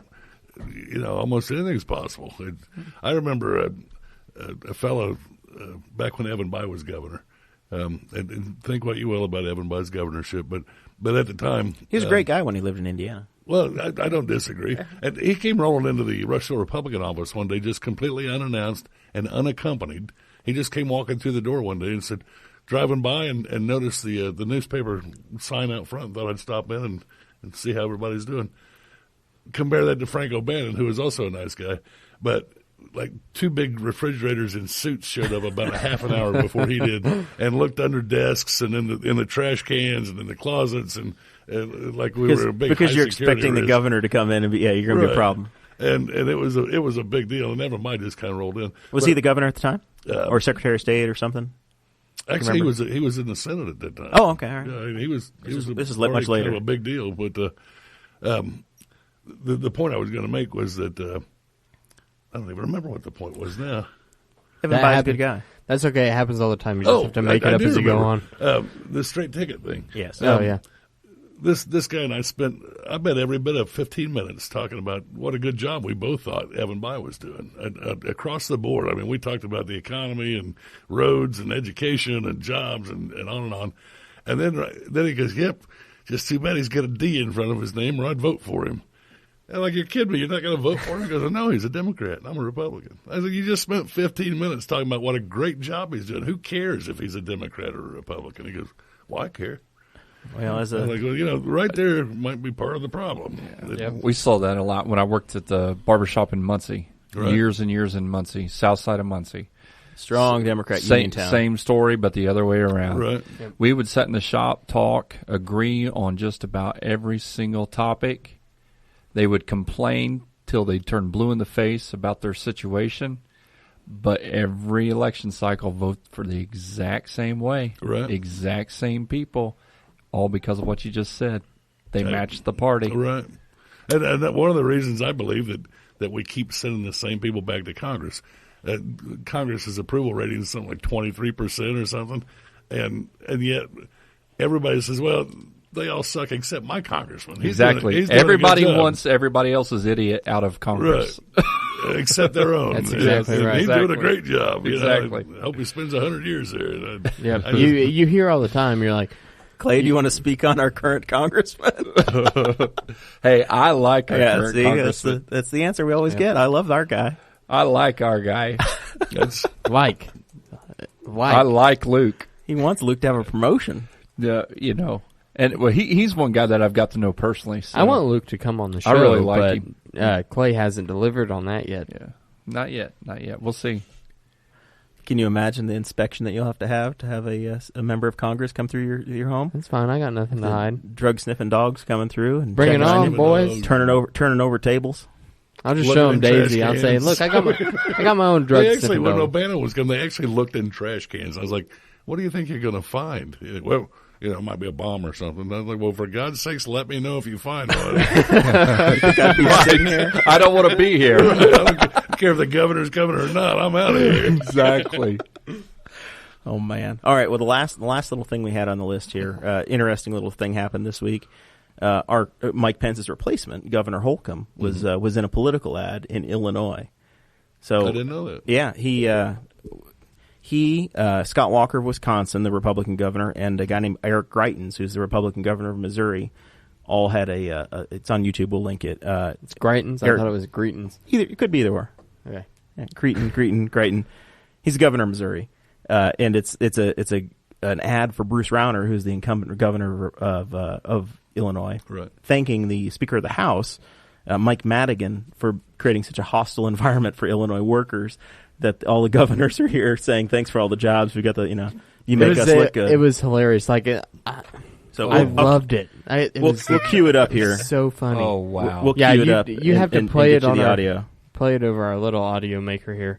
But it's like Eric Holcomb is standing there. He goes, thanks, Mike, for bringing jobs to Indiana. Then. We're growing union jobs faster than Illinois is. Thanks, Mike. This is the first time. This is this is the first time this has ever happened. Very big deal here. I'll have to see if anybody can even hear it. Yeah, this may blow everybody's ears. There's no telling. That's what I'm worried about. We are playing with live ammo, ladies we're and gentlemen. Hear it. All right, so this is thanks, Mike. Bruce Rauner of Illinois. Say thank you. Thanks, Mike Madigan. Thank you. For raising Illinois taxes. For blocking Rauner's reforms. And helping create new jobs in Indiana. In that Wisconsin. was in Missouri. Our economy's on fire. We're growing good jobs. And we're growing union jobs faster than Illinois. So we owe you. Huge. Hoosiers love you, Mike Madigan. Cheeseheads love you, Madigan. Big fans here in Missouri. big time. Thank you, Mike. Thanks, Mike. There you go. Thanks, Mike. Thanks, Mike. We appreciate it. Wow. That was whoever the marketing or campaign marketing person that came up with that. You never even said the name of your own candidate. You just pick, it got our attention more in Indiana, right? That's what was so good about it.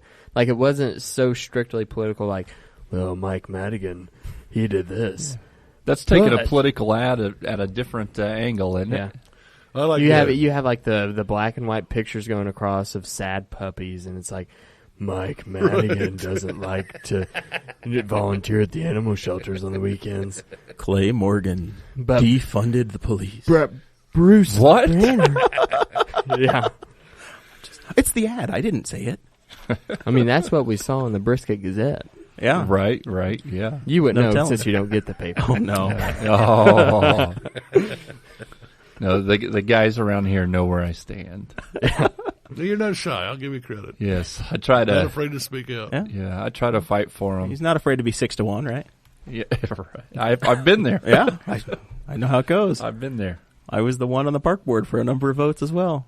That's the way it goes. You just got to shake it up. The coach needs a tech every once in a while. That's right. Just brings attention to the game. Sure. Well, I'd like to see you get a technical foul there, Mr. Councilman. Yeah. Dropping Back F-bomb. to what Dakota mentioned about the negative mudslinging, often inaccurate and erroneous political ads that run. I am generally enough of a libertarian at heart that I think the less government, the better. But I think a little truth in advertising would not be a bad thing. Yeah. And if One I'm not time mistaken, when Evan By was 3 years old, he pulled the whiskers out on his pet cat. His cat Pat. I wouldn't be opposed to making them at least be truthful. I mean, that doesn't seem like a bad thing. There used to Doesn't be, seem like such a far reach, does right. it? I mean, there used to be legislation in place that I think disappeared during the Reagan years that basically said you had to give equal time and you had to be truthful and accurate, and you had to be able to back up your claims with facts, objective, verifiable facts. You remember those? Yeah, well, we use them here I at think Boss they're a Hog of beautiful- they're a Liberty with beautiful Jeremiah thing Morrell, as far Dakota as I'm Davis, concerned. Clay Morgan, and of course Kevin Green of the Courier Times, who has to. Everything is first-hand sourced, or you get two sources for everything you do. I'm sure, because you actually do use facts in your job. I do my best to make Yeah. sure that I verified anything that I put in the story, Yeah. down to the names. I mean, one of the funniest things that people get quirky about names, spellings. And I used to tell reporters, I don't care if the guy's name is John Smith. I want you to verify how he spells John and how he spells Smith, because you really don't know. I mean, you think you know. And try as you might, once in a while you still get something wrong. That's Yeah, the way it goes. And then that one John Smith comes along, and it's Jon. Right. You never know. Or Smith with an extra I in it or something. Yep. I mean, Smith parents used to go buy books that were like baby names. And there was one way to spell Tammy, Tammy. And now there's Tami, Tammi. Yeah, you can tell that to my sister Bailey, Baleigh. It's a perfect example. And I think they quit buying the book, so that now they're just making it's it the up. books, I'm sure. Back it is. before Webster published his first dictionary, people spelled words any way they wanted to spell them. and then Webster says, we ought to kind of codify this so that everybody's on the same page. I think that was a great idea, personally. But it's not, it's not the way we play names anymore. Well, the one advantage you have now in the day job is you can jump on Facebook and try to find them and look them up that way, right? You use that has to been find some names? Tremendously helpful tool in trying to get a hold of people and track people down, because so many folks have gone to cell phones And they're not in the phone that book. don't show up in the phone book. Yeah. I've never been in the phone book in my life It's and never will be. impossible to find people's numbers anymore. And thank God for Facebook, because it seems like 9 people out of 10 are on Facebook, and you can track them down if you spend enough time looking. I mean, John Smith, there are probably like 8 million John Smiths on Facebook. Start looking at Dakota and hope he knows the John Smith you know, and Right. search for the mutual Right. friend. Exactly. Yeah. Exactly. It's the way it goes. It's been very helpful, actually. We get a hold of a lot of people through Facebook. All right, so we're at the end of our program time here, Kevin. What we usually do is do final thoughts, give everybody a chance to pitch anything they want to pitch. The DJ business, the paper, whatever you're working on, a cool story you might want to pitch. anything like that? It's your final thoughts to get something in, or if there's something you wanted to talk about and we hadn't got to it, the floor is yours. Appreciate the opportunity. I think what you guys are doing here is great. Any way to get information out to folks and give them something to think about and something to talk about is always a good thing. I appreciate the fact you've allowed me to plug my DJ business. I'm on Facebook, DJ Kevin Green. Just look me up. You also have business cards hanging up at the Early Bird Diner. I try to stick one up wherever I go. I frequent that place. So I love the Early Bird. Cecil is a short order genius. I mean, he's a work of art. Good. I've never seen anybody cook like that guy. But yeah, you're like, I'd like 2 eggs and some wheat toast and some bacon. And he's like, okay, here it is. 30 seconds or less. You got I saw him feed a table of 8 the other day in less than 3 minutes. I think it's amazing. But I will mention the city council had a committee. This trash issue, large trash, and curbside collection has been a topic of discussion for the last 2 years. And a committee, Jerry Walden and Jeff Hancock and Lynn Perdew, were joined by Kimball Baker, the street commissioner, and Brandy York, who's the guy who answers the phones at the street department. 2 or 3 of the guys who actually drive the trash trucks and were there in the audience and were allowed to speak. I'm glad they included him. Oh, yeah. Everybody got a chance to kind of weigh in. And without giving away too much of the story, if the entire council embraces the changes that were recommended out of that committee meeting Wednesday night, there are big changes coming in the way Newcastle picks up big trash.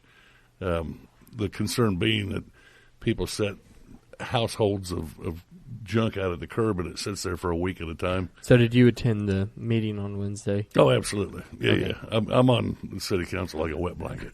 I knew it was open to the public. I knew originally they didn't want to make the committee meeting open to the public. Right. Yeah, and then Copenhagen decided that was a bad idea. Right. He just reminded them that you can't do that. You have to have a public meeting. But that'll be on tomorrow's front page.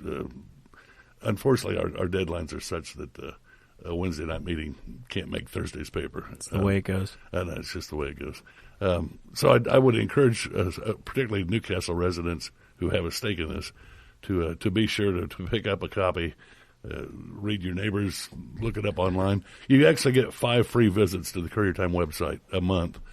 So even if you're not a subscriber, if there's something of particular interest, I used all those up. That's why I had to start subscribing. That's the way it goes. He's like a newspaper dealer, man. You get your taste, and then you got to go pay for it. Absolutely. Hey, give me some more of that.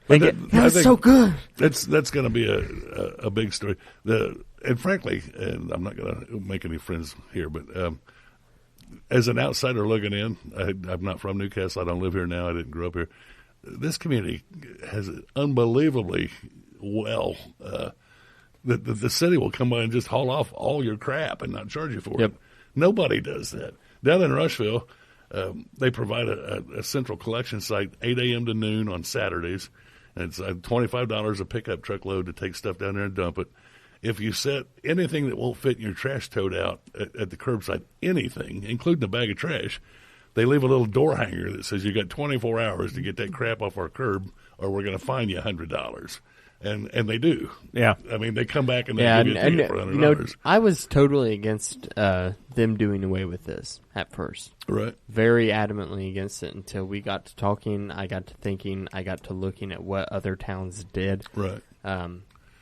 And 16 tons of large trash at $150,000 last year. Yeah, and see, that totally changed my opinion because it's like what we talked about. This is going to open up a whole new market for people to post, especially, I tell people all the time, there's never been a better time for a free market to flourish than absolutely. the 21st century with the internet, with everything that we have, all the constant communication that we can be in with people. If you got something you want picked up, so you put it on Facebook, and some guy, you have 3 different offers by sundown to pick it up the next day. Yep. And it'll be gone.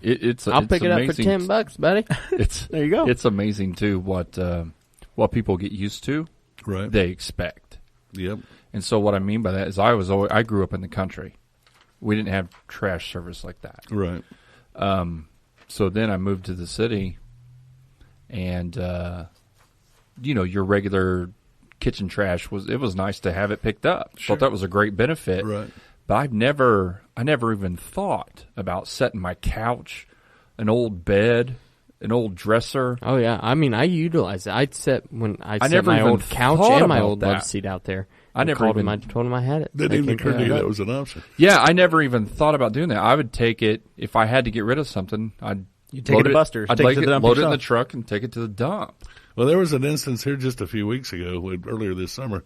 Someone here in Newcastle had pulled all the shrubs from around their house, and there were a bunch of them, including the big root balls and the dirt and everything else, and made a mini mountain pile out by the curb. Yeah, see, I've never and done. expected the yeah. city to pick that up, and I was like, why would that's not the Yeah. city's responsibility? That's you as a homeowner, a property owner, to take care of your own Get trash. somebody to haul it off for you. Yeah. Right. I mean, I don't think that's Yeah, asking too much. the big thing for me was my first job was on a local farm. I started working there when I was 14 until I was 16. Right. And then, and you know, not to incriminate myself in any way, but I would part of my job was driving the dump truck to where people had illegally dumped in the cornfields. Right. Now that happened all the time, and my biggest fear was, well, that's going to start happening more, except now it's going to be in town. People are just going to drive up to abandoned houses and dump their their truckload of crap off. Well, I on think the you'll front get some of porch, that, you know? but and I'm going to tease this story just a little bit, give some of it away.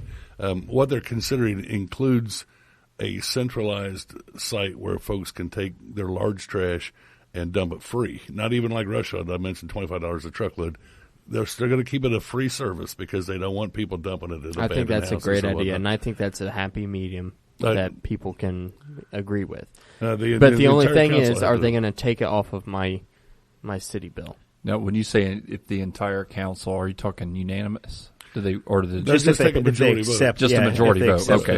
the Yeah, proposal yeah, from yeah. the committee. And you've got 3 of the councilmen involved in the committee, Right, so there's exactly. 3 out of the 7. So exactly? You just need that one more. Pick up one, Essentially. you can move on. So Aaron Dickin was not on that committee. He did not serve on that committee. He's been known to be kind of, get under people's skin. Aaron, Look at I can't imagine. I'm just throwing it out there. Hey, Mark 'cause Mark he may Koger was be watching listening. this whenever we started. Mark Koger was. I don't know if he's still hanging on. I doubt it. I at talked to this Mark point. at the pharmacy. Oh, really? Yeah, and I asked him. I said, "Hey, when are you gonna to make your Boss Hog of Liberty appearance?" We asked him a couple Yeah. weeks ago. He kind of laughed at me. Aaron's So- kind of a natural. He does his own little yeah. live broadcast. Aaron was fun to have. Aaron was a good We one. had him on a couple weeks That's what ago. I did. The sign up there. Oh, If you're a Politico and you've run for office, bring your sign up and we'll put it up in the studio. Yep. Well, Aaron Kevin- Dickin didn't bring his, or not Aaron Dickin, but We don't have Darren Jacobs. We don't have one of Darren's yet. We'll get it. We'll get it up here at some point. So, well, thank you very much, Kevin. We look forward to reading that in the papers Friday. What a blast. And, I appreciate it. Yeah, this has been fun. Clay, quickly for you. Yes. I know you voted yes for the budget. We haven't read that in the paper yet either, but we'll Yeah. tease that. We look forward to hearing about that Yes. in the Courier. It was And the nice, Middletown nice, paper. nice and easy, nice and simple. So yeah. So, anything else to pitch? One thing, if you guys would allow me, Victory Lane Camp. We have an active fall, so you guys were the judges at the they have chili a dinner. sign hanging up on our wall in the Hey, studio. all right. But at Saturday, November 4th, from 7 o'clock to 8:30 p.m. at First Baptist Family Life Center here in Newcastle. Remember the 4th of November. There is a fundraising benefit. It's kind of a talent show, they're going to do. But you can look at victorylanecamp.org/stars, STARS.php, or just go to victorylanecamp.org and you can see the information there. I might mention real quickly, there'll be a story in the Courier about that either tomorrow or Sunday. Oh, okay. It's scheduled for tomorrow, but if there wasn't enough room, it'd be Sunday. But very, very worthwhile organization. There you go. Victory Lane Camp, so. You can also see it at the local newspaper. Another shameless plug. So. There we go. We have become shameless promoters around here, so it's self-promoters or promoters of others. So it's welcome to the club. Thank you. Yeah. Dakota, what you got? Oh, I don't have much this week. Just about like every week. I've been growing. He already gave all his commentary on beer, like the first hour. That was the big thing. That's all I really had prepared was the beer talk. And Just the hell, beer. at this point, it's over. Huh? Yeah. And I will plug this. I had some really cheap. I have backwoods cigars, or what I take down to the campground, and I had some that were probably from June, and they tasted fresh. Like, it was like right out of the package. Like, So now brand he's new. a cigar connoisseur, Sooner. too. Oh, I've always been a big cigar guy. got the little humidor down there. Really? Yeah, you haven't seen my humidor on top of the refrigerator? No. Yeah, I got one down there. To check out the man cave while he's still allowed to have it. It's called the dining room, actually. Some borrowed time. All right. Well, tomorrow night, at least I will be. I assume Dakota's going to come with us and make the trip, but I will be at Three Wise Men in Muncie. The Libertarian Party of Delaware County is having a meetup down there at 6 o'clock. So I'll be there. I know Brantley Spice will be there. Sarah's coming down. Have they been organized yet? This is kind of a meetup to get the folks that are interested together. So if you're a listener to the show and you're in the area and you want to have a beer with us, or you got ties to Delaware County in any way, come on by and eat some pizza. Have some pizza or salad or chicken wings or whatever at Three Wise Jeremiah Men. won't be eating pizza. And I'll be having club soda and vodka and probably another freaking salad, which is okay. You know what? I already know what I'm going to get up there. The Golden Zoe. There we go. Might have to bring a growler of that back home. That's a good stuff. deal. And the oh man, they have a raspberry. It's some sort of berry beer up there. Yeah, I like too. that is. I have a growler of that downstairs in the Do you? refrigerator. Well, I can't have it, but I'll smell it. There we go. All right. We appreciate the support of everybody that does the show. Really appreciate Kevin coming by and, of course, Clay's commitment to us. Yep. Please like and subscribe. Like the YouTube channel, we need 100 subscribers. Yeah, that's a the big deal. That's the big push right now is to get to 100 so we can be youtube.com/Boss Hog of Liberty. You know where we're at right now? We're at 54. 54, We'll yeah. just check We're before doing we all right. started. So we're getting there. We appreciate the I'll sign up tomorrow. There we go. That'll work. That's the biggest thing with YouTube, because whenever somebody it doesn't make you have an account to watch videos, right? So whenever somebody that's like, okay, yeah, I'll go subscribe to them, then like say one of our parents, they're like, okay, yeah, I need to do that. So then they click the subscribe button. You must log into an account to subscribe. Right. And I think that since Google has kind of taken over with YouTube, Google integrates it all, and it just happens for Yeah, you. it's made it better. Well, that's how we grow. The show grows by people liking, sharing, supporting. If you go in, rate us 5 stars on Facebook or on iTunes, of course. 75% of the listens are on iTunes. Even though I don't carry an Apple, I don't listen on the iTunes or whatever on the Apple stuff. That drives the majority of podcast traffic. It's almost all on iTunes. So that's the main show. But of course, we've added the video, and we're on YouTube, we're on Facebook.